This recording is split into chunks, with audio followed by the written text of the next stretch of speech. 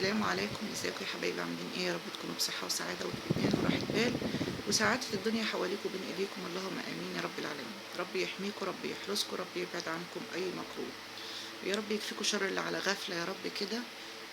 ويحميكم ويحمي بيوتكم يا رب من اي مكروه، من اي ناس مؤذية، ومن اي حد بيكره الخير لحد. ربنا يكفيكم شرهم ويبعدهم عنكم، اللهم امين يا رب العالمين. النهاردة بقى أنا مش عارفة أقول إيه ولا أقول إيه. الكلام قليل عليها خالص خالص. الكلام اللي أنا قلته المرة اللي فاتت قليل، وقلت حاجة بسيطة وما كنتش أعرف إن هي هتوصل لها، والله العظيم ما كنت أعرف إن هي هتوصل لها.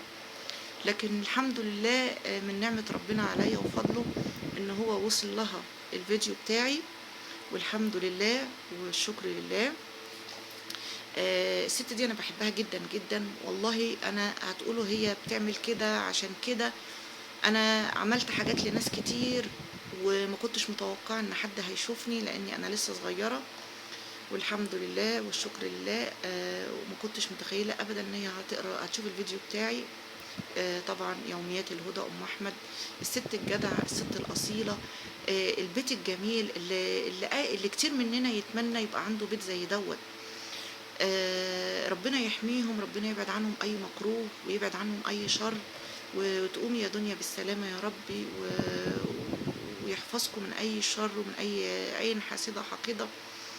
أنا ما اتكلمتش عليها في الفيديو اللي فات غير حاجة بسيطة خالص خالص، بس المرة دي هتكلم براحتي يا ست الكل، يا أم أحمد، يا منجة زي ما بتقولوا.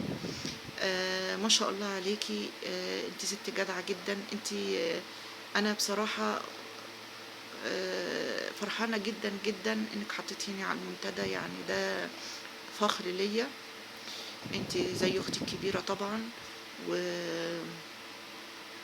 وبحترمك جدا وبحبك من زمان، من قبل ما افتح قناة وانت اللي حببتيني فيها. انا اشتريت بابور زي اللي انت عندك دوت، والله كنت بعمل فيه حاجات في الاول لان انا بحبك، بحسك قدوتي بصراحة. طبعا في ناس كتير هتزعل، ربنا يهديكوا، ربنا يهديكوا وتحبوا الخير لغيركم وتحبوا الخير ليهم، لانهم هم بيمتعونا، طالعين يمتعونا، سواء بقى شغل مش شغل، هم بيمتعونا بقعدتهم الجميله، بطبخاتها الحلوه، وبكل حاجه جميله هي بتعملها. انا بستمتع وانا قاعده معاها، وفي زي كتير قوي انا بستمتع لقعدتهم اللي هي انا مش بكذب، انا من النوع اللي مش بكذب الحمد لله، ولا بنافق، ما بحبش النفاق. هي لو وحشة أنا لا هطلع أقول عليها حاجة ولا هقول أي حاجة، هجتنب، لكن أنا بحبها وزاد حبي ليها بعد ما هي قدرتني عشان كلمتين بساط قلتهم، طلعتني على منتدى عندها. ربنا يجازيك كل خير يا أم أحمد، ويجعلك خير ويجعله مفتوح بحسك أنت وزوجك، ويجعل بيتكم عمران بالخير دايما. والمستر ده يعني ما اقولكوش عندي ايه برضو. المستر ده انا عندي زيه قده، ما تفتكروش ان انا صغيره يعني ولا حاجه، لا انا سن كبير وعندي قده. ربنا يحرسه ليهم. انا لما ببقى مهمومه ولا متضايقه واسمعه وهو بيهزر في البث، او بسمعه في فيديو بيهزر، اقسم بالله اللي في قلبي بيروح، وكتير ناس زي كده مش هننكر. الولد دوت ربنا يحميك يا محمد، يا مستر، يا ابن المانجا، يا ابن ام احمد، يا ولاد الهدى. ربنا يحميك يا ابني، وما تزعلش من كلام اي حد. والله كلامك خفيف على قلوبنا وبيمتعنا وجميل جميل جميل، ودمك زي العسل. ربنا يحرسك. انا عندي قدك وعندي زيك، والله العظيم. ربنا يحميكم لشبابكم يا رب، ويجي لك ابنك بألف سلامة، وتقوم يا دنيا بألف سلامة، والعروسة الجديدة ربنا يجبرها بالذرية الصالحة، وإيمان ربنا يجبرها بالذرية الصالحة، دي تخوي أخوه ابنها، وأم صبري والناس الجميلة دي، واللي مش عايزة أم ولاء لولو وقعدتهم جميلة برضه. أنا بحب أم ولاء لولو برضه، بحسها كده عسولة كده، وبرضه في قلبها على لسانها كده، والعيلة دي جميلة، العيلة دي جميلة جميلة يعني. كلنا نتمنى ان انتوا، كل واحد بيتمنى انه يبقى سعيد يا جماعة. احنا هنحرق عليهم السعادة؟ هنحرق عليهم الحب اللي هم فيه ما شاء الله، اللي احنا نتفرج ونستمتع وندعي لهم ربنا يزيدها عليهم نعمة ويحفظها من الزوال. لكن مش نقعد بقى نكتب اللي هم فاتحين بيتهم على الملأ ما يفتحوا براحتهم، محتواهم كده براحتهم، مش انتوا اللي هتحاسبوا، ربنا هيحاسب. ده لو في عقاب ليهم ان شاء الله ما يبقاش فيه، هم زي الفل وماشيين مظبوطين، لا هم قاعدين في وضع وحش ولا هم بيعملوا حاجه وحشه، ناس بتهيص وفرحانه وعادي، هو ده محتواهم، او بينوعوا في المحتوى. بي بي بي هم على فكره بيفرحوكوا انتوا، هم بيفرحوكوا انتوا قبل منهم، هم بيسعدوا الناس، هم بيعملوا كده عشان يفرحوكوا.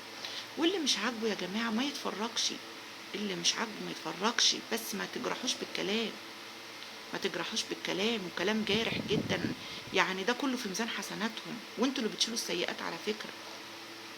والفيديو ده انا مش بقوله يعني ان انا يعني بتقولوا منافق، والله انا ما اعرف النفاق، والله ما اعرف النفاق، ولا اعرف ولا احب يبقى في قصادي منافقين. انا لما بيبقى في حاجة مش عجباني في حد بطلع اقول، مش ان انا بعمل كده عشان خاطر منتدى. انا كنت بطلع الكلام اللي في الفيديو اللي فات من قلبي كده، لان زعلت عليها وهي متاثره جدا جدا والكلام اللي هم بيقولوه. فان شاء الله يا ام احمد ولا يهمك، وعايزاكوا حمله توصيل يوميات الهدى ام احمد منجا للمليون ان شاء الله، نوصلها للمليون، هي قربت على 500. بناشد كل حبايبي وكل اللي يشوفني نوصل يوميات الهدى للمليون باذن الله. هي تستاهل، هي بتجتهد، هي مجتهدة في محتواها جدا، هي بتعمل حاجات محدش يقدر يعملها، اللهم صل على النبي. هي لدرجة الذبح بتذبح، لدرجة التنظيف بتنظف، بتعلمكم حاجات كتير جدا. يعني مش عارفة اقول ايه، والله يعني الكلام قليل عليها، والله الكلام قليل عليها. ربنا يجعله عامر دايما بحسك انت وزوجك يا ام احمد وبعيالك.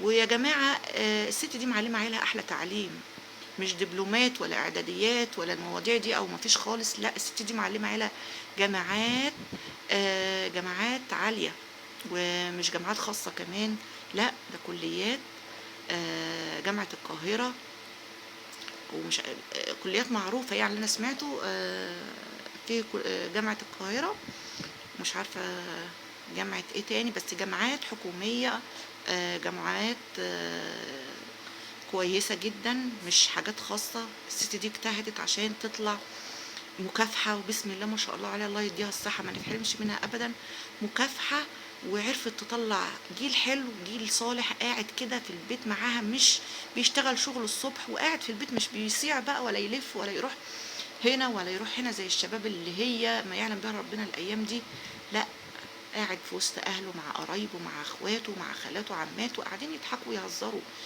مش بيعملوا حاجة. احنا نتمنى بيوتنا تبقى كده يا جماعة، انما في ناس بتكره اللي بيوتها مش كده، فبتطلع كلام سيء جدا بيجرحهم، وهم مش بيتجرحوا ان شاء الله، ولا هيتجرحوا ولا بيتأثروا بالكلام، هم بيزيدوا اكتر. انتوا اعملوا زي ما انتوا عايزين، هم بيزيدوا اصلا. فيها ايه لما نتكلم كلمة حلوة، فيها ايه لما الكلمة الطيبة صدقة والله، انكم تكلموهم كلمة حلوة، تقولوا لهم حاجة حلوة، هم في الاول في الاخر بيفرحوكوا انتوا وبيمتعونا احنا بنقعد معاهم حتى لو مش بنكتب في التعليقات، بس بنقعد من الاول للاخر، بنقعد بنستمتع، ما بنرضاش نكتب لان بنستمتع بالفرجة معاهم والله العظيم. بشكرك يا ام احمد، بشكرك يا روح قلبي على المنتدى الجميل، ويا رب توصلي للمليون في اقرب فرصة، وانا ان شاء الله معاكي على طول، ودايما هدعمك بان انا اقول له انا طبعا ربنا ان شاء الله يصلح حالنا جميعا، بس كل حبايبي هخليهم ان شاء الله كلهم يقولوا للي عندهم ان هم عايزين نوصلك للمليون، انت تستاهليها يا احلى ام احمد واحلى عيلة كلها. وربنا يحميك يا محمد، ومش تزعل ولا تتأثر بأي حاجة، وإن شاء الله ربنا يقدرني بس وأكون كويسة وصحتي حلوة، وأجي أحضر سبوع دنيا، ليا الشرف إن أنا أجي أحضره ونشوفكم على الطبيعة يا رب. يسمعنا عليكي خير يا دنيا، والسلام عليكم ورحمة الله وبركاته.